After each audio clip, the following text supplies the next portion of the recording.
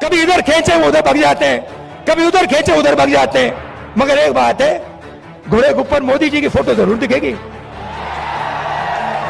वो तो दिखेगी दिखेगी, क्योंकि हम तुमसे प्यार करते हैं, हम तुम्हारा आदर करते हैं, हम तुम्हारे खून की रक्षा करना चाहते हैं। ये झूठों के सरदार है 2 करोड़ नौकरियां देने का। मुझे चुन के लाओ, मैं एक गरीब आदमी हूं, मैं देश को बनाऊंगा। दिया नौकरी, नहीं मिला। 15 लाख देने का वायदा, मिला 15 लाख, नहीं। नरेंद्र मोदी कहते थे कि सौगंध मुझे इस धरती की, मैं देश नहीं बिकने दूंगा। आज हवाई अड्डे बेचे जा रहे हैं, आज हवाई जहाज बेचे जा रहे हैं, पनडुब्बी बेची जा रही हैं, रेलवे स्टेशन और रेलवे ट्रेन बेची जा रही हैं। आज बैंक और इंश्योरेंस कंपनी सभी का सौदा हो रहा है। आने वाला समय राहुल गांधी का है, राहुल गांधी देश के अगले प्रधानमंत्री होंगे। 3000 किलोमीटर चल के राहुल जी आज इस ऐतिहासिक भूमि पर पहुंचे हैं। ये पानीपत एक ऐतिहासिक शहर, ऐतिहासिक जगह है। महाभारत में पांडवों ने इसको बताया था। पानीपत, सोनीपत, बिलपत, बागपत और इंद्रपत, 5 पतों में से ये पानीपत एक पत है। और ये आपस के जो भाईचारे वाले समुदाय, चिश्ती समुदाय की जन्मभूमि, कर्मभूमि है कलंदर जी की। और यहाँ पर उर्दू के बहुत बड़े कवि हाली साहब की यहाँ जन्मस्थली है। और यहाँ जैसा आपको पता है, हरियाणा में तो जय जवान जय किसान जय पहलवान, पहलवान का मतलब खिलाड़ी हैं। देश में एक गोल्ड मेडल लेने वाला नीरज चोपड़ा भी यहाँ का है। जिस तरह से आपने, जिस तरह से मोदी जी को बेनकाब करने का काम किया है हर मोर्चे पर, चाहे वो नोटबंदी थी, चाहे वो जीएसटी थी, चाहे चाइना का मामला था, चाहे वो और जो दूसरे जो जिस तरह से हमारे जो पब्लिक सेक्टर के दायरे जो कांग्रेस पार्टी ने खड़े किए थे, उनको एक एक करके बेचने का काम किया जा रहा है। जिस तरह से जो नरेंद्र मोदी कहते थे कि सौगंध मुझे इस धरती की, मैं देश नहीं बिकने दूंगा। आज जल थल नभ सब बिकाऊ हैं। आज हवाई अड्डे बेचे जा रहे हैं, आज हवाई जहाज बेचे जा रहे हैं, पनडुब्बी बेची जा रही हैं, रेलवे स्टेशन और रेलवे ट्रेन बेची जा रही हैं। आज बैंक और इंश्योरेंस कंपनी सभी का सौदा हो रहा है। आज उनको लिए आवाज उठाने का काम राहुल जी ने किया है। और जो भी संवैधानिक संस्थाओं का जो अवमूल्यन हो रहा है, उनके लिए आपने आवाज उठाई है, उसके लिए सारा देश आपका बहुत आभारी है। और आने वाला समय कांग्रेस पार्टी का है, आने वाला समय राहुल गांधी का है। राहुल गांधी देश के अगले प्रधानमंत्री होंगे। धन्यवाद। यानी 45 इयर्स में इतना बड़ा अनएम्प्लॉयमेंट कभी नहीं हुआ। उनकी चिंता बीजेपी सरकार नहीं कर रही, उनकी चिंता मोदी जी नहीं कर रहे हैं, शाह जी नहीं कर रहे। देश के बारे में उनका सोच कुछ नहीं है, युवकों के बारे में उनका सोच नहीं है, इन्फ्लेशन के बारे में उनका सोच नहीं। राहुल जी के नेतृत्व में हम 6-7 स्टेट में हमारी सरकार आई थी। वहां के लोगों को किसने तोड़ा? किसने तोड़ा? बीजेपी के लोगों ने तोड़ा। किसी को पैसे देकर, किसी को लालच देकर, किसी को भड़का के, किसी को मिनिस्ट्री देकर, ऐसे चीज करके, और किसी को ईडी का डर दिखा के, इनकम टैक्स का डर दिखा के उन्होंने सारे सरकारें तोड़ दी। बात तो डेमोक्रेसी की करते हैं, लेकिन करते क्या है? डेमोक्रेटिकली जो चुने हुए सरकार है उनको एक एक करके गिराते जाते हैं। और ऊपर से बोलते हम लोकतंत्र में विश्वास करते हैं। कहां है भैया आपका लोकतंत्र? ये झूठों के सरदार है हर 2 करोड़ नौकरियां देने का। ये सच है झूठ?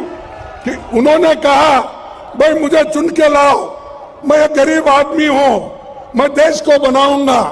हर एक लोगों को, इस देश में रहने वालों को 2 करोड़ युवाओं को हर साल नौकरी दूंगा। दिया नौकरी? नहीं, आपको मिला होगा, क्योंकि यहाँ लड़ाकू लोग ज्यादा है, लड़ने वाले हैं, इसलिए मिला होगा 2 करोड़ आपको। नहीं मिला। 15 लाख देने का वायदा, मिला 15 लाख? नहीं। अब क्या कर रहे हैं? त्रिपुरा में इलेक्शन है, वहां शाह जाते हैं, वो कहते हैं भाई राम मंदिर बन रहा है, 1 तारीख उसका उद्घाटन है। अरे ठीक है, सभी लोग तो भगवान में आस्था रखते हैं, लेकिन आप क्यों घोषणा करते हैं इसकी, वो भी चुनाव में?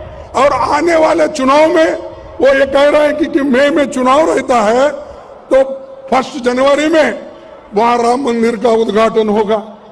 आप कौन होते भाई बोलने का? क्या राम मंदिर के पुजारी है आप? क्या राम मंदिर के वहां महंत हैं आप? वहां के महंत लोग बोलने दो, साधु संत बोलने दो। आप क्यों है? आप पॉलिटिशियन है। आप देश को सुरक्षित रखना, कानून की व्यवस्था रखना, लोगों के पेट भरना और किसानों का दाम देना आपका काम है। किसानों को भी बोले कि आपका दाम दुप्पट होगा दुप्पट। एमएसपी बढ़ाएंगे, बढ़ाए नहीं। तो ये सारी चीजें वो बोलते जाते हैं और ये सब, और बाद में ये कहते हैं अरे भाई ये तो इलेक्शन के जुमले हैं। अगर इलेक्शन के जुमले हैं तो ये बोलना था पहले ही, वोट लेने से पहले। मतलब 90% मुनाफा 20 कंपनियों के हाथ में और इस देश का आधा धन 100 लोगों के हाथ में। यह है नरेंद्र मोदी जी के हिंदुस्तान की सच्चाई। 200-300 लोगों के हिंदुस्तान के पास पूरा का पूरा धन, आपके पास कुछ नहीं। यह 3.5 साल हो गई, एक भर्ती नहीं हुई। मुझे पहले अग्निवीर के बारे में बताओ।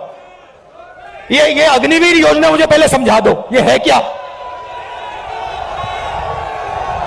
भर्ती की बात करनी है तो अग्निवीर की बात करो।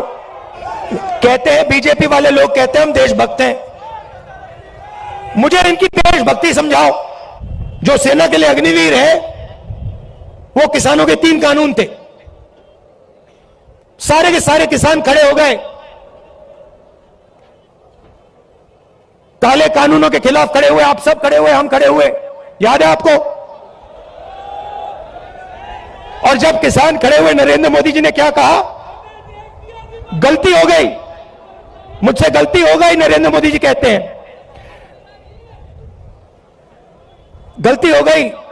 किसान सर्दी में, ठंड में बाहर बैठा था, बारिश में किसान बाहर बैठा था, तब आपको गलती नहीं दिखी। 1 साल लग गया आपको गलती पहचानने में। 700 शहीद हो गए। किसानों को उग्रवादी बताया था। यह सच्चाई है। पूरे देश में डर और नफरत फैलाने का काम किया है। हिंदू, मुस्लिम, सिख, ईसाई सब, हर जात के लोग, हर धर्म के लोग, हर भाषा बोलने वाले लोग एक साथ चल रहे हैं, प्यार से चल रहे हैं, मोहब्बत से चल रहे हैं। कोई गलत बात नहीं बोल रहा है। कोई गिरता है तो कोई सवाल नहीं पूछता, भैया तुम्हारा धर्म क्या है, तुम्हारी जात क्या है, ना, एकदम उठा देते हैं, मदद करते हैं। ऐसा हिंदुस्तान हमें चाहिए। मैंने बोला, उन्होंने पूछा क्या कर रहे हो? आपके नफरत के बाजार में मोहब्बत की दुकान खोल रहा हूं। ये देखो, मैं टी शर्ट पहना हूं, ये तो शर्ट भी नहीं पहने।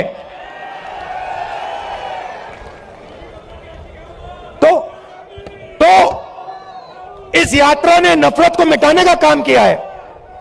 आप कभी घोड़े पे बैठे हो ना? घोड़े पे लगाम होती है ना? अगर आप लगाम को इधर करोगे तो उधर जाएगा ना वो, अगर उधर करोगे उधर जाएगा ना वो। लगाम लगी हुई है भाई। वो कभी इधर खींचे वो उधर भाग जाते हैं, कभी उधर खींचे उधर भाग जाते हैं। मगर एक बात है, घोड़े के ऊपर मोदी जी की फोटो जरूर दिखेगी। वो तो दिखेगी। तो भैया अब बेचारे के ऊपर लगाम लगा हुआ है, वो क्या करें? उनकी गलती नहीं है। इनको भी जीना है, खाना खाना है, बच्चों की देखभाल करनी है, करनी तो है ना? सही बात है।